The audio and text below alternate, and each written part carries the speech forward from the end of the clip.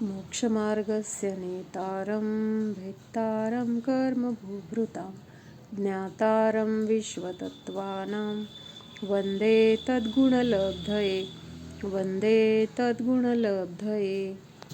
आचार्य उमास्वामी विरचित तत्वार्थसूत्र मोक्षशास्त्र आपण बघतोय.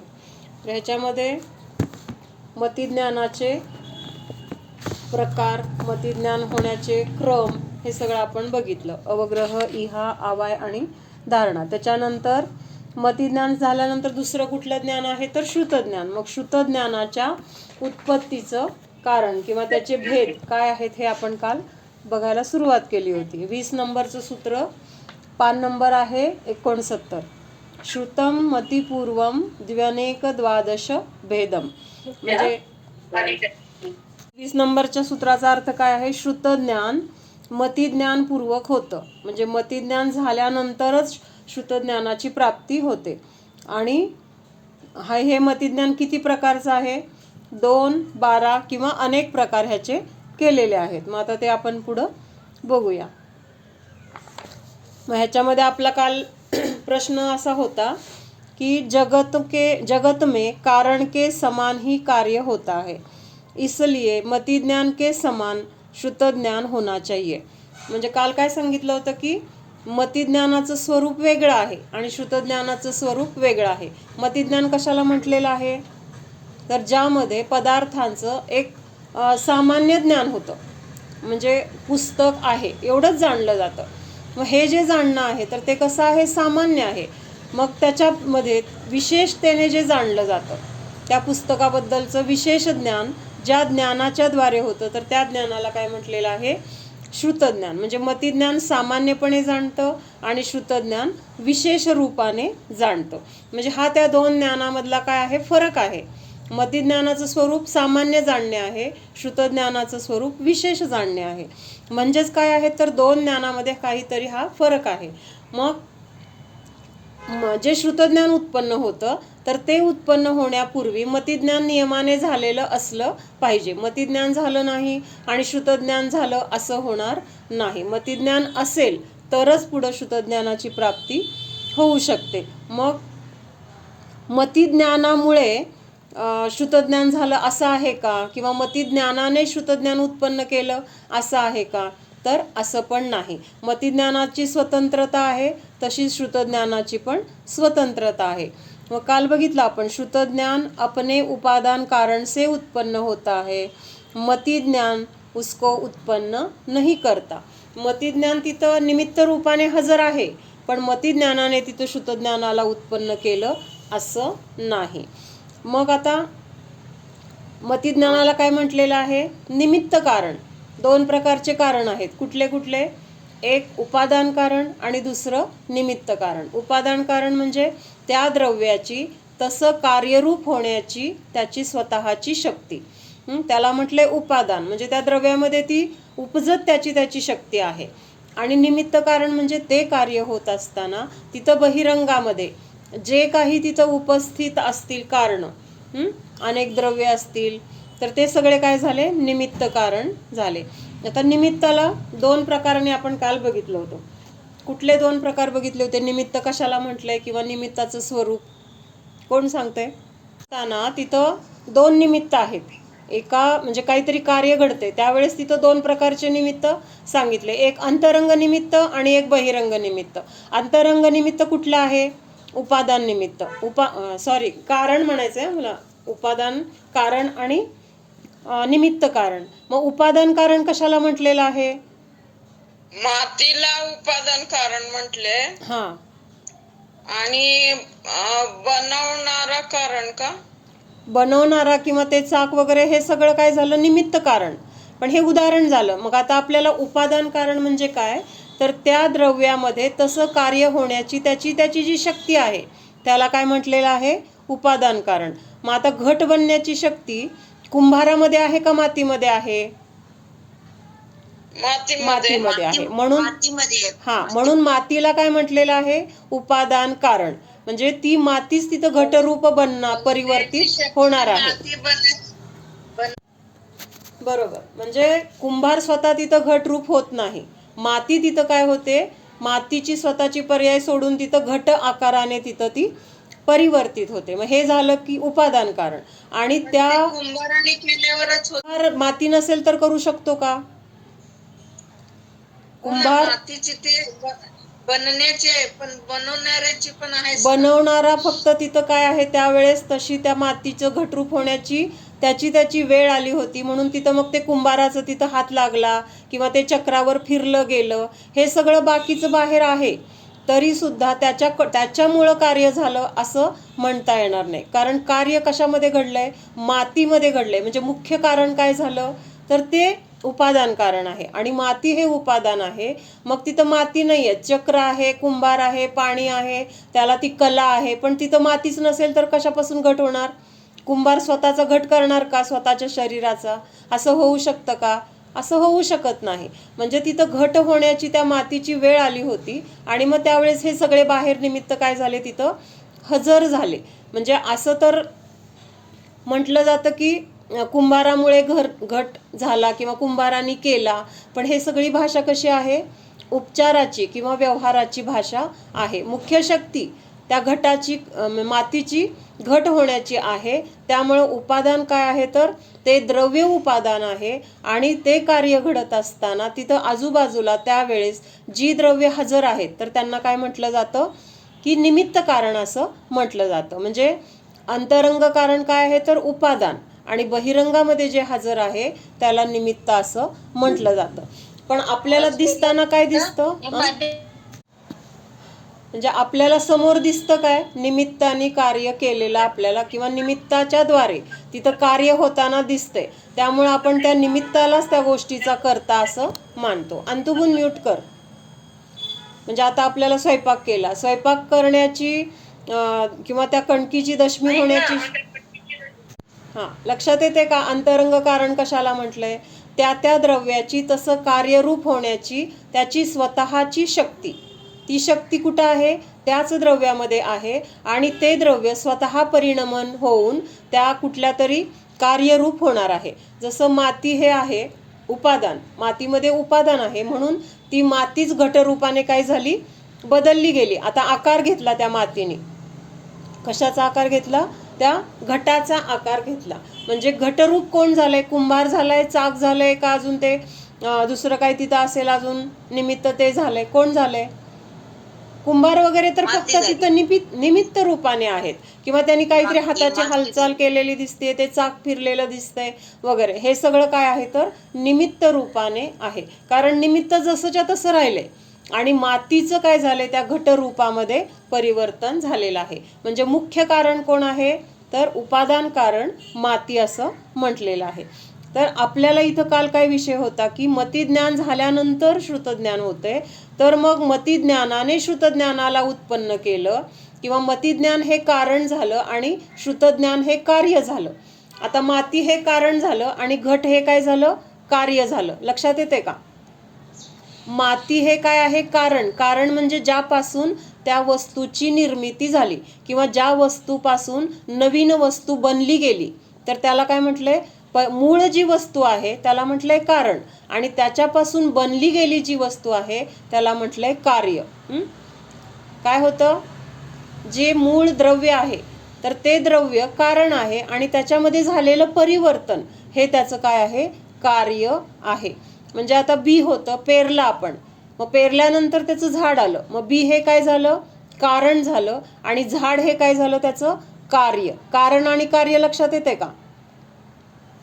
कारण आणि कार्य म्हणजे तिथं बी अगोदर जे होतं, बी असल्याशिवाय झाड येणार आहे का? बी नाही. आणि झाडाची उत्पत्ती होईल का?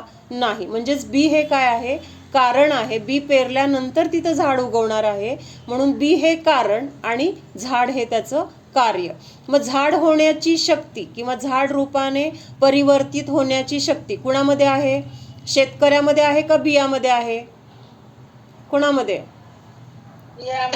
बी मध्ये आहे. कारण बी तिथं पेरलं आणि पेरल्यानंतर काय झालं, उगवलं. मग आता ते बी उगवण्यासाठी शेतकऱ्याने त्या बी मध्ये काय केलं, काहीच नाही, त्यांनी फक्त तिथं पेरण्याचं काम केलं आणि वरून काय पाणी वगैरे द्यायचं तेवढं काम केलं. बाकीचं जे जे काही आहे तर त्या बियाची स्वतःची अंतरंग शक्ती आहे की नाही, ते अंकुरून बाहेर येणं किंवा परत जमिनीतून बाहेर येणं, मग त्याच्यामध्ये वाढ होणं, हे सगळं कुणामध्ये आहे शक्ती, तर बियामध्ये आहे. मग ह्या शक्तीला काय म्हटलेलं आहे, कारण असं म्हटलेलं आहे. आणि ते झाड जेव्हा उगवून आलं तेव्हा त्याला कार्य असं म्हटलेलं आहे. मग इथं त्यांनी प्रश्न किंवा शंका अशी घेतली होती की मतिज्ञानानंतर श्रुतज्ञान होते, मग मतिज्ञान हे कारण आहे आणि श्रुतज्ञान हे कार्य आहे. तर मग मतिज्ञानामध्ये जसं मतिज्ञानाचं स्वरूप आहे तसंच स्वरूप श्रुतज्ञानाचं पण असलं पाहिजे. लक्षात येते का, मतिज्ञानाचं जे स्वरूप आहे तसंच स्वरूप श्रुतज्ञानाचं पण असलं पाहिजे असं तिथं शंका काढलेली आहे. पण मतिज्ञान आणि श्रुतज्ञान समान आहे का, मतिज्ञानामुळं श्रुतज्ञान उत्पन्न झालंय का, तर असं नाही. श्रुतज्ञान त्याच्या उपादान शक्तीने उत्पन्न झालेलं आहे. आणि त्यावेळेस योगायोगाने काय झालेलं आहे की तिथं अगोदर मतिज्ञान झालेलं असतं आणि श्रुतज्ञान होतं, त्यावेळेस त्या मतिज्ञानाची पर्याय पण नष्ट होते. म्हणून तिथं म्हटलेलं आहे की म्हणजे असं वाटलं की मतिज्ञानामुळं श्रुतज्ञान झालंय किंवा मतिज्ञानाने श्रुतज्ञानाला उत्पन्न केलंय, मग मतिज्ञानामध्ये जे आहे ते श्रुतज्ञानामध्ये असायला पाहिजे असं तिथं त्यांची शंका होती. कारण जगत में कारण के समान ही कार्य होता है, इसलिए मतिज्ञान के समान ही श्रुतज्ञान होना चाहिए. मतिज्ञानाला कारण म्हटलंय आणि श्रुतज्ञानाला कार्य म्हटलंय. मग जसं कारण असेल तसंच कार्यामध्ये तिथं दिसायला पाहिजे. आता मातीपासून घट बनला, मग मातीमध्ये जे गुणधर्म होते ते घटामध्ये आहेत की नाही, मातीचे गुणधर्म घटामध्ये आहेत की नाही, का कार्य झालं म्हणून गुणधर्म नष्ट झाले का, नष्ट झाले नाहीत. मग इथं त्यांचं म्हणणं असंच आहे की मतिज्ञानामध्ये जे काही आहे गुणधर्म तर तेच तिथं श्रुतज्ञानामध्ये पण असलं पाहिजे. कारण मतिज्ञानाला कारण म्हटलंय आणि श्रुतज्ञानाला कार्य म्हटलंय. मग आता त्यांनी उत्तर काय दिलंय, उपादान कारण के समान कार्य होता है, निमित्त कारण के समान नाही. लक्षात आलं, दोन कारण आपण बघितली कार्य होताना, उपादान कारण आणि निमित्त कारण. मग आता कार्य कुणा समान होतंय, जे उपादान कारण आहे त्या उपादान कारणा समान तिथं कार्य दिसणार आहे. माती हे उपादान आहे तर घटामध्ये तिथं काय दिसणार आहे, मातीचे सगळे गुणधर्म दिसणार आहेत. कारण उपादान कारण जसं असेल तसंच तिथं कार्य असणार आहे. निमित्त कार्याप्रमाणे तिथं कार्य दिसणार नाही. निमित्ताप्रमाणे जर तिथं कार्य दिसलं तर काय होणार, कुंभाराला स्वतःला ते घट व्हावं लागेल, त्या चक्राला तिथं ते घट रूपाने बदलावं लागेल. असं होतंय का, असं दिसतंय का, समजतंय का, अवघड वाटतंय प्राजक्ता? आत्ताचं वाक्य कळलं नाही, आत्ताचं वाक्य शेवटीचं. उपादान कारण जे आहे, उपादान कारणापासून कार्याची उत्पत्ती झाली. उपादान कारण माती आहे, मातीपासून जो घट बनला तर त्या कार्यामध्ये जे कारणामध्ये गुणधर्म होते ते आहेत की नाही त्याच्यामध्ये, ते आहेत. पण घट बनताना तिथं निमित्त पण होतं काहीतरी, कुंभार आहे, चाक आहे. मग हे कुंभार किंवा चाक हे त्या घटरूप झालेत का, किंवा कुंभारामध्ये जे गुणधर्म आहेत ज्ञान दर्शन किंवा मग ते त्या घटामध्ये गेलेत का, नाही. मग त्यांनी काय उत्तर दिलंय, कार्य उपादान कारण के समान होता है, म्हणजे उपादान जे आहे त्याच्यानुसार तिथं कार्यामध्ये गुणधर्म दिसणार आहेत. म्हणजे कारण उपादान जे आहे तर त्या कारण उपादानामध्ये असलेले गुणधर्म तिथं कार्यामध्ये दिसणार आहेत. निमित्तामध्ये असलेले गुणधर्म कार्यामध्ये दिसणार नाहीत असं म्हणायचंय. मग वरती प्रश्न काय होता की जे मतिज्ञान आहे, मतिज्ञान कसलं कारण आहे, निमित्त कारण आहे. निमित्त कारण आहे मतिज्ञान. श्रुतज्ञान होण्यासाठी मतिज्ञानाला निमित्त कारण म्हटलंय. का निमित्त कारण म्हटलंय, तर मतिज्ञान झाल्यानंतर श्रुतज्ञान होतंय, म्हणून तिथं मतिज्ञानावर निमित्ताचा आरोप आला. पण मतिज्ञानामुळं तिथं किंवा मतिज्ञानाने श्रुतज्ञान उत्पन्न केलेलं नाही. श्रुतज्ञान कशाने उत्पन्न झालंय, त्याच्या उपादान शक्तीने उत्पन्न झाले, मतिज्ञानाने ते उत्पन्न केलेलं नाही. म्हणजेच मतिज्ञान श्रुतज्ञान उत्पन्न होण्याचं उपादान कारण नाही. उपादान कारण कोण आहे तिथं, त्याचं ते ज्ञानाची योग्यता आणि निमित्त कारण काय आहे तिथं मतिज्ञान. म्हणून मतिज्ञान हे निमित्त कारण आहे आणि निमित्त कारणाप्रमाणे तिथं कार्य होत नाही. कार्य कुणाप्रमाणे होतं लक्षात आलं का? उपादान कारण जे आहे त्या उपादान कारणाप्रमाणे तिथं कार्य दिसतंय, निमित्त कारणाप्रमाणे कार्य दिसणार नाही. लक्षात येते का? म्हणजे आता आपण जर आंब्याचं म्हणजे कोय पेरली, कोय पेरल्यानंतर तिथं जे झाड आलं तर ते झाड त्या म्हणजे आता आंब्यामध्ये किंवा त्या कोयीमध्ये जे गुणधर्म आहेत त्या गुणधर्माला धरून आहेत का दुसऱ्या कुठल्या झाडाप्रमाणे आहेत? आता आंबा पेरलाय आणि त्या शेतकऱ्याला शेतकऱ्याला समजा वाटत असेल आंब्याचे गुणधर्म म्हणजे आंबा पेरलाय किंवा दुसरं काहीतरी पेरलंय आणि त्या शेतकऱ्याला वाटतं की नाही आता मला ह्या आंब्याच्या झाडाला ह्या वर्षी मला सफरचंद लागू देत, माझी इच्छा आहे की ह्याला सफरचंद लागावेत, म्हणून तिथं त्यांनी सफरचंदाला लागणारे सगळे खतं पुरवले किंवा त्याप्रमाणे त्याची काळजी घेतली. पण तिथं झाडाला काय येणार आहे? त्या बियामध्ये म्हणजेच त्या कोयीमध्ये जी शक्ती आहे, जे उपादान आहे त्या कोयीचं, तर ते काय उपादान आहे? आंब्याच्या झाडारूप परिवर्तन होण्याचं त्याचं उपादान आहे किंवा मोठं झाल्यानंतर त्या झाडाला तिथं आंबेच लागणार आहेत. का आंबे लागणार आहेत? तर ते उपादान जे त्या कोयीमध्ये आहे त्याप्रमाणे तिथं झाडाला पण आंबे लागणार आहेत. त्या शेतकऱ्याला काय वाटलं तसं होणार आहे का? शेतकऱ्याच्या सारखे तिथं कुठले दुसरे फळं येणार आहेत? नाही. त्या कोयीमध्ये जे उपादान आहे ते तिथं असणार आहे. म्हणून तिथं सांगितलं की मतिज्ञान हे निमित्त कारण आहे. म्हणून मतिज्ञानामध्ये असलेले गुणधर्म तिथं श्रुतज्ञानामध्ये आपल्याला दिसणार नाहीत. तर मतिज्ञान हे काय आहे? निमित्त कारण आहे. आणि उपादान कारण जे असेल त्या उपादान कारणाप्रमाणे तिथं श्रुतज्ञानाची उत्पत्ती झालेली आहे. लक्षात येतंय? तर गहू कारण आहे आणि कणिक कार्य आहे. म्हणजे गव्हाचा गुणधर्म कणकेत आला तसं मतिज्ञान हे कारण आहे, मग श्रुतज्ञान कार्य म्हटल्यावर मग ह्याचा गुणधर्म ह्याच्यात सेपरेट म्हणतो ना आपण, ह्याचा काय हे नाही म्हणून स्वतंत्र म्हणतो. मतिज्ञान निमित्त कारण म्हटलंय ना, उपादान कारण नाहीये. निमित्त काय करते तिथं? फक्त हजर आहे. निमित्त तिथं कार्यामध्ये काही तिथं स्वतः त्या रूप परिणमन करत नाही. जसं तो कुंभार तिथं त्या आंब्या झाडाच्या त्या कोयीला झाड आलं, त्या झाडाला परत थोड्या वर्षाने आंबे लागले. मग शेतकरी स्वतंत्र आहे, झाड स्वतंत्र आहे. शेतकरी त्या झाडरूप झालाय का? शेतकरी तिथं पेरण्यामध्ये कोण आहे? फक्त निमित्त कारण आहे. कारण का म्हटलंय त्याला निमित्त कारण? त्यांनी ती कोय पेरली, त्यांनी तिथं त्याची काळजी घेतली किंवा त्यांनी तिथं काय केलंय त्याला तृप्ती आहे का? की तिथं कोय आणि शेतकरी दोन द्रव्य आहेत. मग कोय काय आहे? तर उपादान कारण आणि शेतकरी कोण आहे? तर निमित्त कारण. शेतकऱ्याला निमित्त का म्हटलंय? कारण शेतकरी ती कोय पेरतोय शेतामध्ये, त्याला काय करतोय? पाणी, त्याची काहीतरी जोपासना, काळजी घेतोय, त्याचं रक्षण करतोय आणि मग हळूहळू ते झाड आलं, वाढलं, त्याला फळं वगैरे लागली. पण फळं कशामुळे आलेली आहेत? शेतकऱ्यांनी केलं म्हणून आलेली आहेत का त्या कोयीमध्ये ती फळ लागण्याची शक्ती आहे म्हणून आलेली आहेत? कशामुळे आलेली आहेत? मुख्यतः कशाची आहे? तिथं जरी त्या शेतकऱ्यांनी केलेलं दिसतंय, काळजी घेतलेली दिसती, त्याची जोपासना केलेली दिसती, तरी सुद्धा त्या शेतकऱ्यामध्ये आंबारूप होण्याची शक्ती नाहीये. ती शक्ती कोणामध्ये आहे? कोयीमध्ये आहे. म्हणून त्या कोयीला काय म्हटलंय? उपादान कारण.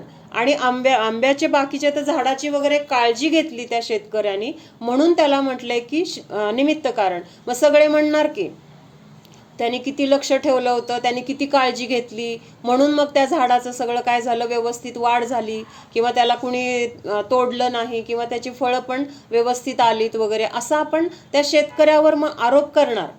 पण मुख्यतः कुणाची आहे? तर त्या कोयीमध्ये ती शक्ती होती म्हणून तिथं काय झालेलं आहे? त्या झाडाला आंबे लागलेले आहेत. जसे गुणधर्म कोयीमध्ये होते तशाच गुणधर्माचे आंबे तिथं त्या झाडाला लागलेले आहेत.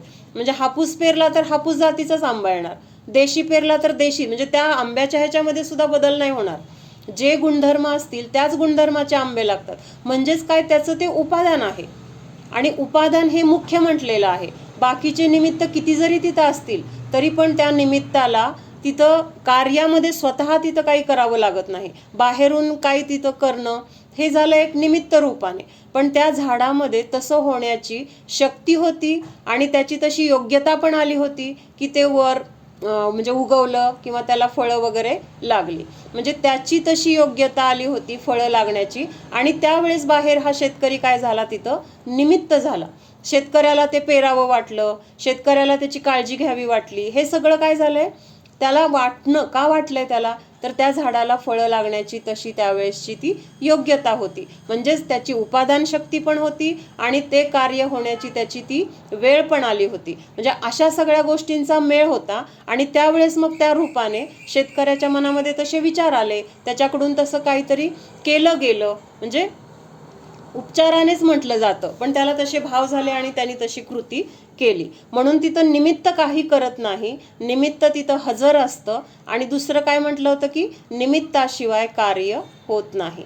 कोय आहे पण तिथं पेरलंच नाही, कसं झाड येणार. म्हणजे तिथं ती पण गरज आहे, पण निमित्त कुठंपर्यंत आहे त्याचं निमित्ताचं काम, एक ठराविक लेवलपर्यंत. ते त्या कोईमध्ये घुसणार नाहीये, त्या कोईमधून अंकुर बाहेर काढणार नाहीये, त्या अंकुराला ओढून ताणून मोठं करणार नाहीये. तर ती त्याची शक्ती त्या द्रव्याची आहे. त्याला फक्त अनुकूलता देण्याचं काम बाहेरचीही निमित्त करत असतात. त्यामुळं निमित्ताला काय म्हटलेलं आहे की, काय म्हटलंय निमित्ताला, ते काही करत नाहीये तिथं जाऊन, म्हणजे त्या द्रव्यामध्ये घुसून काही करत नाहीये. तर द्रव्याची त्याची शक्तीच त्याला त्या रूप परिवर्तित होण्याचं प्रयत्न करते किंवा तसं तिथं कार्य घडलेलं दिसून येतं. म्हणून मतिज्ञान हे काय आहे, निमित्त कारण आहे. निमित्त कारण काही तिथं त्या श्रुतज्ञानाला उत्पन्न करण्यासाठी प्रयत्न करू शकत नाही. फक्त तिथं श्रुतज्ञान होण्यापूर्वी मतिज्ञान असणं गरजेचं आहे, मतिज्ञान होणं गरजेचं आहे. म्हणून तिथं मतिज्ञानावर निमित्त कारण असा आरोप आलेला आहे. निमित्त म्हणजे तिथं आरोपच म्हटलं जातं. निमित्ताला नेहमी काय म्हटलं जातं, आरोप केला निमित्तावर. कारण निमित्ताने कार्य केलेलं नाहीये, कार्य त्या द्रव्याच्या उपादानामुळं झालेलं आहे. निमित्त फक्त तिथं हजर आहे. म्हणून तिथं त्या निमित्तावर आरोप येतो की ह्यांनी केलं, ह्याच्यामुळं झालं, असं व्यवहारात बोललं जातं. पण प्रत्यक्षात तिथं त्याचं काय होतं, तसं होण्याची योग्यता होती. म्हणजे आता आपण उदाहरण नेहमी घेतो ना, की रस्त्यातून आपण चाललोय, आपलं लक्ष नाहीये, काहीतरी विचारात आपण खूप गुंगलेलो आहोत आणि समोरून गाडी आली तरी आपलं लक्ष नाहीये. आणि शेजारच्या माणसाने काय केलं, अगदी आता गाडीला धडकणार आणि हाताला ओढून आपल्याला बाजूला काढलं. आता म्हटलं जाईल काय की ह्या माणसाने मला वाचवलं. व्यवहाराने असं म्हणणार आपण, उपचाराने असं म्हणणार, पण खरं त्या माणसाने वाचवलंय का आपल्याला? आपण का वाचलोय, का वाचलोय आपण? आपली वेळ आली, आपली वेळ आली, आयु कर्म अजून होतं. म्हणजे तिथं जगण्याचं उपादान आपलं अजून होतं. पण तिथं बाहेरून निमित्त तो माणूस मिळाला आणि त्या माणसाला आपण काय म्हणतो, मग त्याच्यामुळं वाचलो. म्हणजेच त्या माणसावर आपण काय केला, आरोप केला. कसला आरोप केला, त्यांनी मला वाचवलं. असा आरोप का म्हटलं इथं, कारण ते मुख्य कारण नाही आहे. म्हणून मुख्य कारण काय आहे, माझं आयुकर्म हे मुख्य आहे. लक्षात येत आहे ना, माझं आयुकर्म अजून शिल्लक होतं, हे मुख्य कारण आहे, हे उपादान कारण आहे. त्यामुळं तिथं त्या माणसाने वाचवलं असं म्हणताना सुद्धा त्याला काय म्हटलेलं आहे, निमित्त कारण असं म्हटलेलं आहे. मग आपलं आयुष्य संपलं असेल आणि कुणी आपल्याला ओढून काढलं, म्हणजे काहीतरी असं होणार की आपलं आयुष्य जर संपलेलं असेल तरी त्या माणसाने वाचवायचा प्रयत्न केला तरी आपण वाचणार नाही. बरोबर आहे. त्या माणसाने वाचवलं, पटकन हॉस्पिटलमध्ये नेलं, सगळं केलं, म्हणजे प्रयत्न केला त्यांनी वाचवायचा, पण धडक बसली. एखाद्या वेळेस आयुकर्म असेल तर वाचलं जाणार, आयुकर्म नसेल तर तिथं नेईपर्यंतच प्राण जाणार. म्हणजे असं होतं. म्हणजेच काय आहे, शेवटी आयुकर्म किती आहे, शिल्लक आहे किंवा नाही, ह्याच्यावर आपलं तिथं अस्तित्व राहणार आहे. म्हणून मुख्य कारण काय आहे तर आयुकर्म. आणि तिथं त्या माणसाने आपल्याला तिथं वाचवण्याचे प्रयत्न केले, मग भले आपण वाचू किंवा न वाचू, तर हे काय झालं, तिथं निमित्त कारण झालं. तसं मतिज्ञान तिथं आहे म्हणून तिथं श्रुतज्ञान झालंय. म्हणून तिथं मतिज्ञानावर आरोप आला. काय आरोप आला की श्रुतज्ञान होण्यासाठी मतिज्ञान हे निमित्त कारण आहे. निमित्त कारण आणि उपादान कारण लक्षात येते का अजून पटत नाहीये? तिथं समान सगळ्यांना एका वेळेस पेरले, सगळ्यांना समान तिथं पाणी दिले किंवा सगळं जिथं एक ठिकाणीच आहेत सगळे, तरी सुद्धा ठराविकच उगवले जातात, काही उगवत नाहीयेत. म्हणजेच तिथं निमित्त काही करू शकत नाही. त्याच्यामध्ये जर उपादान असेल तर ते होणारच आहे. मग एक ठिकाणी उपादान असं असतं की तिथं काय कोणी पाणी दिलं नाही, लक्ष दिलं नाही, तरी सुद्धा असं मस्त झाड येतं. म्हणजे त्याची ती योग्यता, तसं होण्याची वेळ आलेली असती. म्हणून निमित्तावर आपण काय करायचं नाही, दोष द्यायचा नाही, किंवा निमित्तामुळं झालं असं म्हणायचं नाही. मग आता व्यवहारात बोलताना बोललं जाईल, पण अंतरंगातून त्याचं मुख्य कारण, उपादान कारण काय आहे हे आपल्याला लक्षात आलं पाहिजे. म्हणजे हे उपादान आणि निमित्त हे सुद्धा समजल्यानंतर आपल्याला दुसऱ्याला दोष देणं किंवा दुसऱ्यावर अवलंबून राहणं हे आपल्याकडनं काय होतं, आपोआप सुटतं. आज काहीतरी माझं नुकसान झालं, काय एखादी भारी वस्तू होती काचेची आणि कामवाल्या मावशीकडून ती फुटली गेली. आता आपण काय म्हणणार, कामवाल्या मावशीने फोडली, एवढी महागाची होती, त्यांना कळत नाही का? पण आपण किती जरी म्हटलं तरी हे सगळं काय आहे, निमित्ताला दोष देणं आहे. कारण ती वस्तू फुटणार होती हे त्या वस्तूचं उपादान. आज माझं तेवढं नुकसान होणार होतं हे माझं उपादान. त्यांच्याकडनं ते पडलं जाणार होतं हे त्यांचं उपादान. पण म्हणजे प्रत्येकाचं तिथं स्वतंत्रता आहे. त्यामुळं कुणी ते केलेलं नाही किंवा त्यांच्यामुळं झालं असं म्हणण्याचा आपल्याला काही अधिकार नाही. म्हणजे प्रत्येकाची उपादान तसं होण्याची वेळ, ती शक्ती त्या द्रव्यामध्ये असताना आपण तिथं समोर जे कोणी हजर असेल ना त्याच्याकडे आपण बघतो आणि त्याला आपण त्याचं दोष तरी देतो किंवा त्याचं क्रेडिट तरी देतो. म्हणजे फक्त दोषच देतो असं नाही, चांगलं पण म्हणतो की. आणि व्यवहारात म्हणायला पण पाहिजे चांगल्या गोष्टी, बरं का, वाईट गोष्टी बोलून दाखवायच्या नाहीत, पण चांगल्या गोष्टी. आता आपल्याला कुणीतरी मदत केली तर त्याचा बहुमान आपल्याला व्यवहारापर्यंत असला पाहिजे. अंतरंगातून हे पण मान्य पाहिजे की माझं आज पुण्य तेवढं होतं म्हणून ते माझं काम झालं. पण व्यवहारामध्ये जे काही झालंय तिथं चांगल्या गोष्टीसाठी तिथं त्यांना त्याचं महत्त्व द्यायचंय किंवा तिथं त्यांना तसं बोलून दाखवायचंय. पण जर काही नुकसान झालं तर त्यावेळेस काय करायला पाहिजे, तुमच्यामुळे झालं असं न म्हणता आज हे माझंच होतं. म्हणजे तिथं आपण आपल्याकडं बघायचंय. म्हणजे आपल्याला दुःखी जर व्हायचं नसेल तर जेव्हा वाईट काय घडतंय तेव्हा आपल्याकडे बघायचंय, चांगलं काय घडतंय तेव्हा दुसरीकडे बघायचंय. कारण जर आपण माझ्यामुळेच चांगलं झालं, माझंच पुण्य होतं असं करत बसलो तर कदाचित आपल्याला गर्व पण होऊ शकतो. कळतंय का? त्यामुळे जे काही अनुकूलता असेल त्याचं क्रेडिट व्यवहाराने बाहेर द्यायचंय आणि जी काही प्रतिकूलता असेल त्याचं क्रेडिट सगळं स्वतःला घ्यायचंय. म्हणजे तिथं स्वतःला आपलं दोष कळल्यामुळं परत ते दोष होणार नाहीत किंवा दुसऱ्याला दोष देत असतानाचे रागद्वेष होणार नाहीत. आणि दुसऱ्याला आपण चांगलं केलं म्हणून चांगलं म्हणत असताना त्या गोष्टीचा आपल्याला स्वतःला गर्व किंवा अहमपणा, मीपणा, करतेपणा ह्या गोष्टी येणार नाहीत. म्हणून हे निमित्त आणि उपादान हे समजून त्यातून परत पुढं असं लावून घ्यायचंय. पहिल्यांदा तर निमित्ताला दोष द्यायचा नाहीये, कारण त्या द्रव्याची तसं होण्याची ती शक्ती, हे उपादान हे त्या द्रव्यामध्ये आहे. त्यामुळं तिथं हजर असणाऱ्याला कुणालाही आपल्याला दोष द्यायचं कारण नाही, कारण निमित्त काही करत नाही. जैसे घटकी उत्पत्ति में दंड, चक्र, कुम्हार, आकाश इत्यादि निमित्त कारण होते हैं, किंतु उत्पन्न हुआ घट उन दंड, चक्र, कुम्हार, आकाश आदि के समान नहीं होता. म्हणजे हे चक्र, दंड, कुंभार आणि आकाश म्हणजे ज्या ठिकाणी ते बनलंय ती जागा पण पाहिजे ना. ती जागा आहे म्हणून तर तिथं ते घट बनणार आहे. मग हे सगळे जे काही आहेत, दंड म्हणजे काय, ती काठी, चक्र, कुंभार आणि आकाश, ह्यातला कुठलाही गुणधर्म त्या घटामध्ये आलेला नाही. आलाय का? कुंभाराचा एखादा गुण त्याच्यामध्ये शिरलाय किंवा ते गोल गोल फिरण्याचा चक्राचा गुण त्याच्यामध्ये शिरलाय किंवा आकाशाचा एखादा गुण त्याच्यामध्ये शिरलाय? नाहीये. सगळे निमित्त कसे आहेत? आपल्या आपल्या गुणांनी आहे तसेच आहेत. फक्त काय झालंय, माती तिथं घटरूप झालेली आहे. त्यामुळे ही सगळी हजर असलेली निमित्त त्या मातीरूप झालेली नाहीत. म्हणून काय म्हटलेलं आहे, निमित्त काही करत नाही आणि निमित्ताशिवाय कार्य पण होत नाही. असं ह्या दोन्ही गोष्टींना तिथं काय म्हटलेलं आहे, निमित्ताची विशेषता म्हटलेलं आहे. किंतु उत्पन्न हुआ घट उन दंड, चक्र, कुम्हार, आकाश आदि के समान नहीं होता, किंतु वह भिन्न स्वरूप ही मिट्टी के स्वरूप ही होता है. इसी प्रकार श्रुतज्ञान के उत्पन्न होने में मति नाम केवल नाम मात्र बाह्य कारण है, उसका स्वरूप श्रुतज्ञान से भिन्न है. श्रुतज्ञानाचं काय स्वरूप आहे आणि मतिज्ञानाचं स्वरूप काय आहे? मतिज्ञानामध्ये अगदी कसं जाणलं जातं?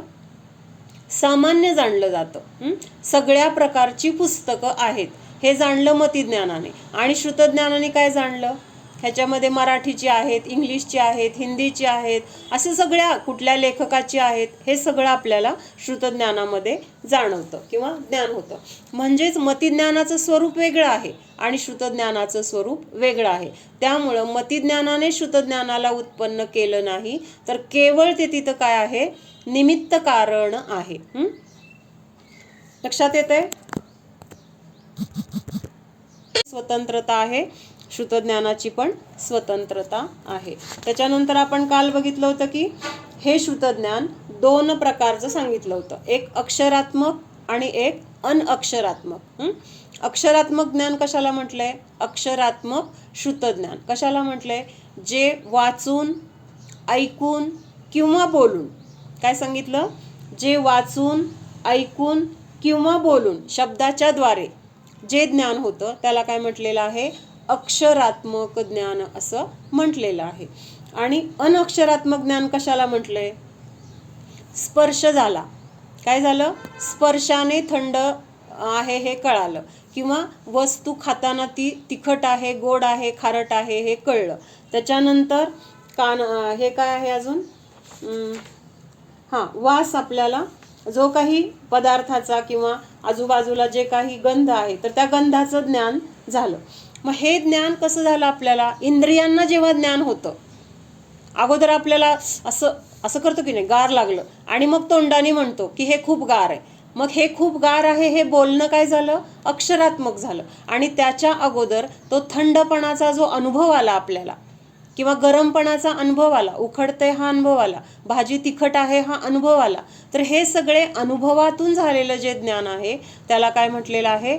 अनअक्षरात्मक ज्ञान. म्हणजे त्या इंद्रियांना ज्ञान होत असताना किंवा इंद्रियांच्या द्वारे ज्ञान होत असताना तिथं शब्दाचं अवलंबन नाही आहे. शब्दाचं अवलंबन कधी आहे? एकतर बोलत असताना, ऐकत असताना, किंवा आपण वाचतो ना पुस्तकं वगैरे, ते वाचत असताना तिथं त्या शब्दांच्या द्वारे आपल्याला ज्ञान होतं. त्याला म्हटलंय अक्षरात्मक ज्ञान. अक्षरात्मक आणि अनअक्षरात्मक मधला फरक लक्षात आला?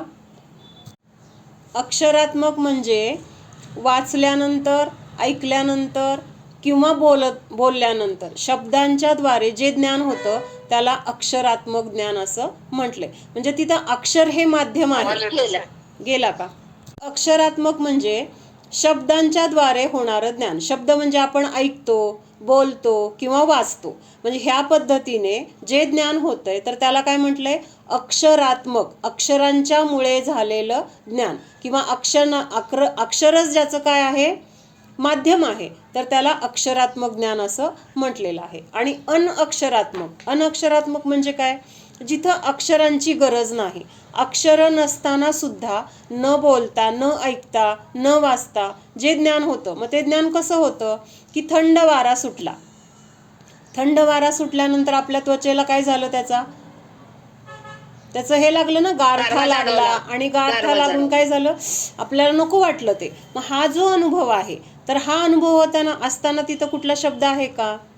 अनुभव, किंवा गार वारा लागला, किंवा अजून तिथं काहीतरी आपल्याला पोळलं, त्यावेळेस तिथं आपल्याला जे काही स्पर्शाच्या द्वारे ज्ञान झालेलं आहे तर ते ज्ञान कसं आहे? शब्दांच्या अतीत आहे. शब्दांची तिथं गरज नाहीये, म्हणून तिथं काय म्हटलेलं आहे? ते अनअक्षरात्मक. किंवा आता आपण काहीतरी पदार्थ खातो, खाल्ल्यानंतर त्याची जी चव आहे, पहिल्यांदा आपल्याला अनुभव जो आला तर तो अनअक्षरात्मक आहे, आणि नंतर आपण सांगणार की पदार्थ खूप छान झालाय, खारट झालाय, गोड झालाय, व्यवस्थित झालाय, हे जे सांगणार ते अक्षरात्मक आहे. पण त्यापूर्वी जो अनुभव आपल्याला आलेला आहे तर तो अनुभव त्याला काय म्हटलंय? अनअक्षरात्मक असं म्हटलेलं आहे. लक्षात आलं? त्यामुळे तिथं व्यंजनावग्रह नाही म्हणता येणार. नंतर ऐक, व्यंजनावग्रह मध्ये ज्ञान अव्यक्त आहे. व्यंजनावग्रह मध्ये ज्ञान झालंय पण आपल्या लक्षात येत नाही. इथं अनअक्षरात्मक मध्ये आपल्याला ज्ञान झालेलं लक्षात येतंय, किंवा आपण त्या अनुभव करतोय, फक्त तिथं काय आहे? तर शब्दाचं अवलंबन नाहीये. कळतंय का?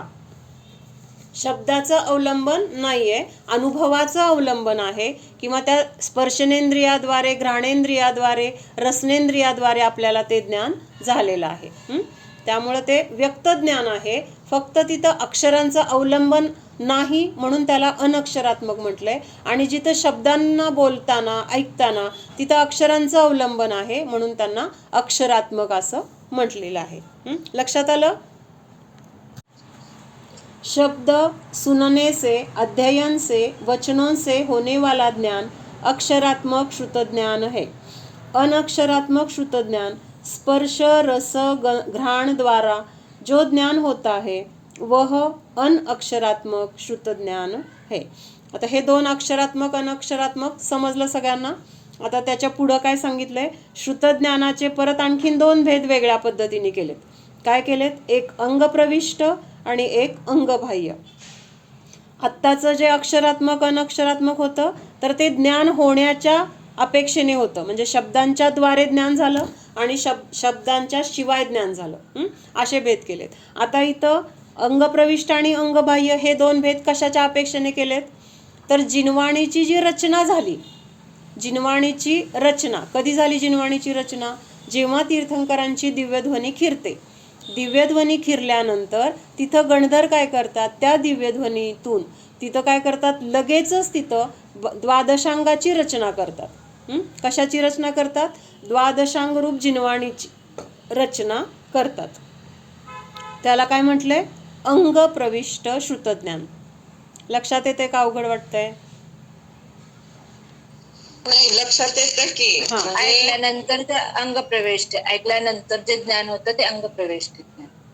अंगप्रविष्ट म्हणजे दिव्यध्वनीच्या द्वारे किंवा दिव्यध्वनीला ऐकून गणधरांनी जे काही रचना केली, कशाची रचना? द्वादशांग रूपी जिनवाणीची रचना केली, तर त्या रचनेला अंगप्रविष्ट असं म्हटलेलं आहे. आणि हे किती भेद आहेत? द्वादशांग म्हणतो की नाही आपण, म्हणजेच हे जिनवाणीचे 12 भेद आहेत. त्याच्यानंतर दुसरा भेद आहे अंगबाह्य. अंगबाह्य म्हणजे जे अन्य आचार्यांनी रचना केलेली आहे. गणधर सोडून बाकीच्या आचार्यांकडून जे काही ग्रंथ रचले गेले तर त्यांना काय म्हटलेलं आहे? अंगबाह्य श्रुतज्ञान असं म्हटलेलं आहे, किंवा त्याद्वारे होणारं ते ज्ञान त्याला श्रुतज्ञान असं म्हटलेलं आहे. आता हे 12 अंग जे गणधरांनी रचलेले आहेत तर त्यांची नावं आपण जी जिनवाणी पूजा करतो ना, सरस्वती पूजन, सरस्वती पूजन केलंय का कधी तृप्ती? ऐकलेलं असतील नावं. हां, तर ती 12 अंग गणधरांनी रचलेली आहेत. तर ती नावं फक्त वाचून दाखवते.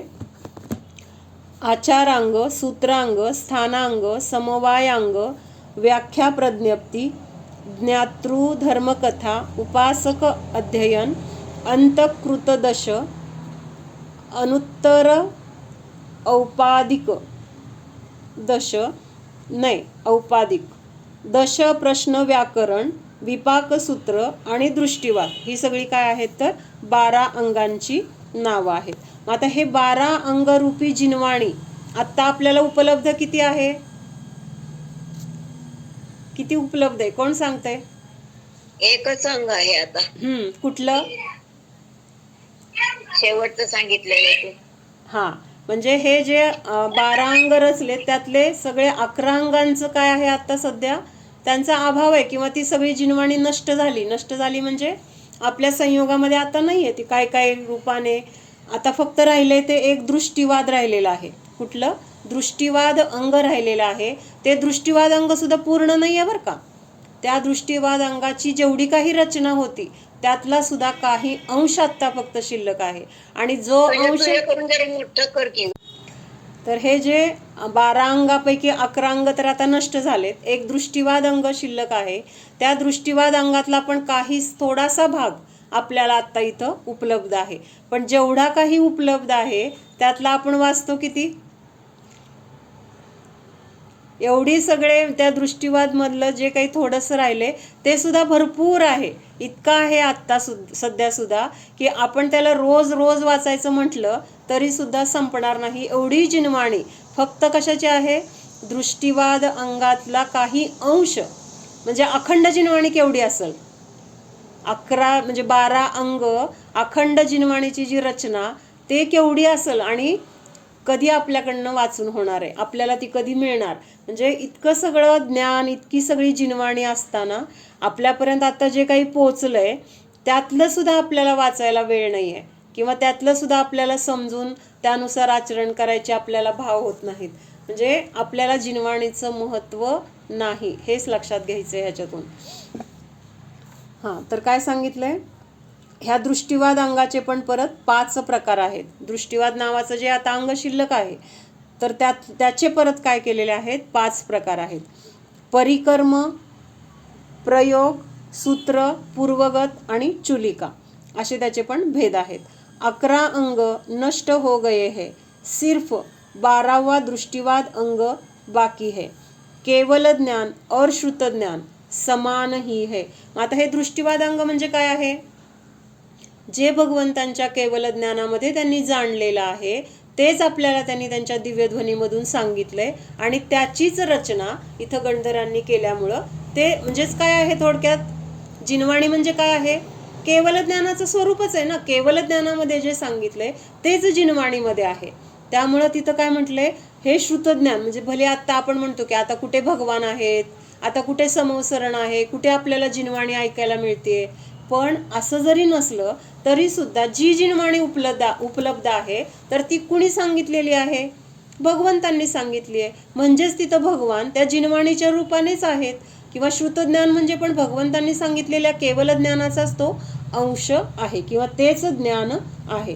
त्यामुळं जरी आता भगवान नाहीत किंवा भगवंतांचा विरह आहे तरी सुद्धा तिथं आपल्याला जिनवाणी आहे. म्हणजे जिनवाणीच्या द्वारे आपण कुणाला भेटतोय, भगवंतांनाच भेटत आहोत.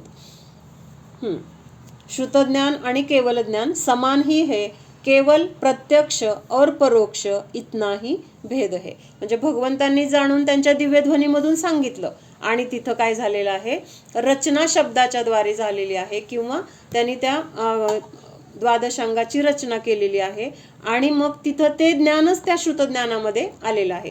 जे केवल ज्ञानामध्ये जाणलं होतं तेच ह्या श्रुतज्ञानामध्ये आहे. म्हणून तिथं फक्त श्रुतज्ञान आणि केवल ज्ञान हे दोन्ही समान आहेत असं सांगितलं. फरक कुठं आहे, फक्त प्रत्यक्ष आणि परोक्ष. प्रत्यक्ष आणि काय परोक्षमध्ये काय फरक आहे, प्रत्यक्ष कशाला म्हटलंय आणि परोक्ष कशाला म्हटलंय. प्रत्यक्ष म्हणजे आपण समक्ष बघतो त्याला प्रत्यक्ष म्हणतात, आणि परोक्ष म्हणजे दुसऱ्याकडून सांगून ऐकलेलं. हा, म्हणजे जे प्रत्यक्ष बघून ज्ञान होणार आहे तसंच ज्ञान होणार श्रुतज्ञानाच्या द्वारे, फक्त ती वस्तू आपल्याला समोर नाही म्हणून त्याला आपण परोक्ष म्हटलं जाणार. हां, आता पुढं सांगितलंय, जिसमें निर्दोषता और सर्वज्ञता है उनके वचन ही सत्य प्रामाणिक होते हैं, केवली ने बताया वही प्रमाण है. काय सांगितलं, जे शब्द आपण कुणावर विश्वास ठेवणार, तर ज्यांनी जे कसे आहेत की स्वतः निर्दोष आहेत, किंवा ज्यांनी काय केलेलं आहे, 3 लोकातील सर्व काही जाणलेलं आहे, तर अशांचे वचनच काय आहेत तर निर्दोष म्हटले जातात. निर्दोष म्हणजे त्याच्यामध्ये कुठला स्वार्थ नाही, त्याच्यामध्ये कुठलं पाप नाही, त्याच्यामध्ये कुठला कषाय नाही, कुठली इच्छा नाही, म्हणजे ह्या सगळ्यांनी रहित असं ते ज्ञान काय आहे तर निर्दोष म्हटलेलं आहे. मग ही निर्दोषता आणि सर्वज्ञता कोणाजवळ आहे, भगवंतांजवळ आहे. त्यांना केवल ज्ञान झालेलं आहे, किंवा त्यांचे काय झालेले आहेत, 4 घाती कर्म नष्ट झालेले आहेत. त्यांचं काय, दोष आणि आवरण. काय सांगितलं, दोष आणि आवरण ह्यांची काय झालेले, हानी झाली. हानी झाली म्हणजे त्यांचे दोष पण नष्ट झालेत, आणि त्या जीवाचे जे गुण आहेत त्या गुणांवरचं आवरण पण नष्ट झालंय. अवघड वाटते का तृप्ती, कळतंय का. दोष आणि आवरण 2 वेगळ्या गोष्टी सांगितल्यात. भगवंतांचे दोष पण नष्ट झालेत, आणि त्यांचं जे काही कर्मरूपी आवरण होतं तर ते घाती कर्माचं आवरण पण त्यांचं नष्ट झालेलं आहे. दोष कुठले आहेत भगवंतांचे जे नष्ट झालेत, कुठले दोष नष्ट झालेत,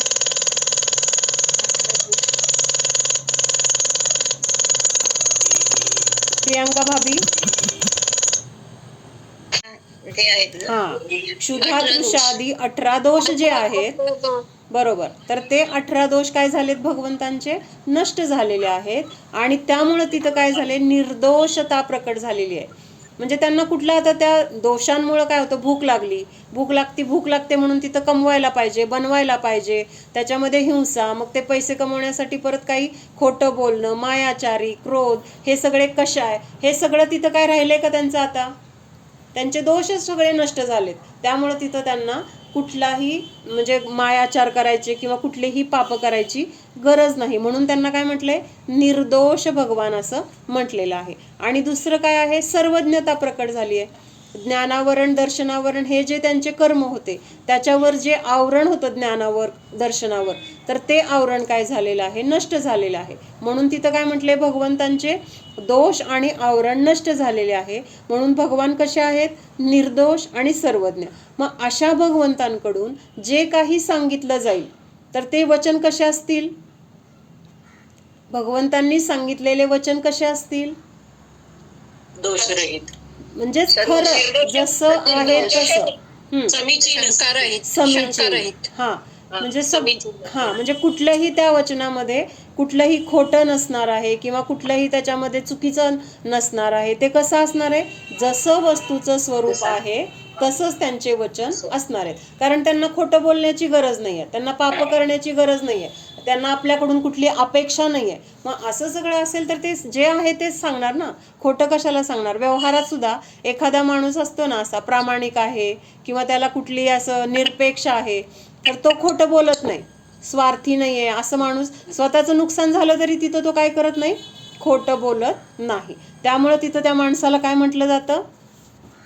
हा माणूस चांगला आहे किंवा विश्वास ठेवायला पाहिजे, काही हरकत नाही आहे, हा खोटं सांगणार नाही. मग हे तर भगवान आहेत, त्यांचे तर सगळे दोष नष्ट झालेत, त्यांचे सगळे वरचे म्हणजे कर्म नष्ट झालेत. त्यामुळे तिथं काय झालेलं आहे? ते निर्दोष अवस्थेला प्राप्त आहेत. सर्वज्ञता त्यांची प्रकट झाली आहे, सगळं त्यांच्या ज्ञानामध्ये झळकलेलं आहे. आणि अशा वेळेस त्यांच्याकडून जे सांगितलं जाईल तर ते सगळं कसं असणार आहे? प्रमाण असणार आहे किंवा जसं आहे तसं असणार आहे. ठीक आहे, बाकीचं उद्या बघू. ओम सावधान जाणा, हा मी शुद्ध जीव आहे, जाणणारा आहे, मात्र जाणत आहे.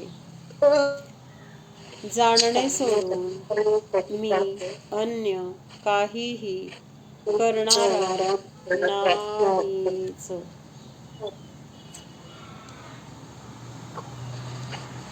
जाणा, निज स्वरूपाला जाणा. हा मी ज्ञान आनंद स्वरूप आहे, सुख स्वरूप आहे.